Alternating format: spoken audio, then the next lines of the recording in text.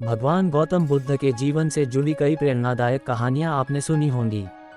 बुद्ध के विचारों से व्यक्ति का जीवन बदल जाता है। तभी तो अंगुलीमाल जैसा डाकू भी बुद्ध से मिलकर भिक्षु बन गया। गौतम बुद्ध से जुड़ी एक नहीं बल्कि कई कहानियां हैं, लेकिन भगवान बुद्ध और आम्रपाली की कहानी सबसे ज़्यादा परिचित है। आम्रपाली, जिसे दुनिया की सबसे खूबसूरत वेश्या कहा जाता था, लेकिन जब आम्रपाली भी बुद्ध से मिली तो उनके विचारों से प्रभावित हो गई। इसके बाद अपनी धन संपत्ति सब कुछ का त्याग कर आम्रपाली एक साधारण भिक्षुकी बन गई और संपूर्ण जीवन भिक्षुकी बनकर ही बिता दिया। जानते हैं गौतम बुद्ध और वैश्या आम्रपाली की ये कहानी। इतिहास के पन्ने आपको बिहार के जिला वैशाली के राजाओं और नगरवधु आम्रपाली के किस्सों से भरे मिलेंगे। कहा जाता है कि एक गरीब दंपति को एक आम के पेड़ के नीचे कन्या मिली थी। उसके माता पिता पता नहीं क्यों उसे पेड़ के नीचे रख कर चले गए थे। दंपति ने लड़की के माता पिता के बारे में बहुत पता लगाया, लेकिन कुछ पता नहीं चला। इसके बाद गरीब दंपति ने ही उस कन्या का लालन पालन किया और उसका नाम आम्रपाली रखा। आम्रपाली बहुत ही रूपवान थी।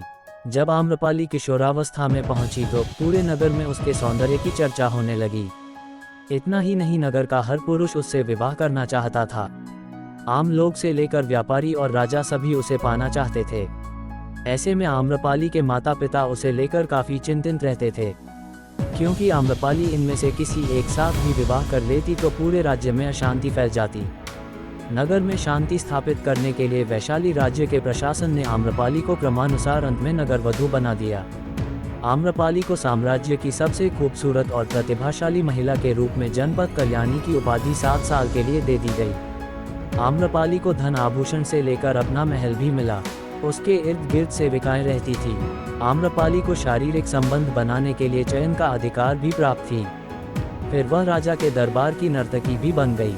जब पहली बार आम्रपाली को हुए बुद्ध के दर्शन, ज्ञान प्राप्ति के 5 साल बाद गौतम बुद्ध बिहार के वैशाली में जब पहली बार आए थे तो उनके स्वागत के लिए वहां की प्रसिद्ध राजनर्तकी आम्रपाली गंडक नदी के तट पर पहुंची।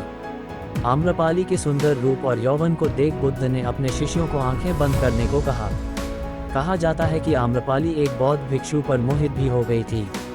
इसके बाद आम्रपाली ने बौद्ध भिक्षु को भोजन के लिए आमंत्रित किया और साथ ही 4 महीने प्रवास के लिए भी अनुरोध किया, लेकिन भिक्षु ने उसे साफ मना कर दिया और कहा कि गुरुजी की आज्ञा के बिना मैं ऐसा नहीं कर सकता।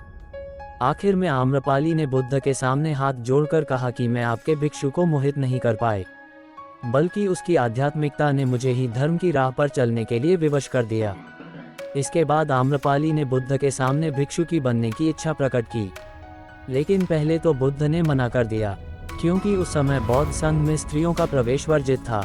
हालांकि इस घटना के बाद बुद्ध ने स्त्रियों को बौद्ध संघ में प्रवेश की अनुमति दे दी। फिर आम्रपाली सामान्य बौद्ध भिक्षुकी बन गई और वैशाली नगर के हित के लिए कार्य करने लगी। उसने अपने केश कटवा लिए, सारा धन बांट दिया और भिक्षा पात्र लेकर सामान्य भिक्षुकी बनकर पूरा जीवन व्यतीत किया।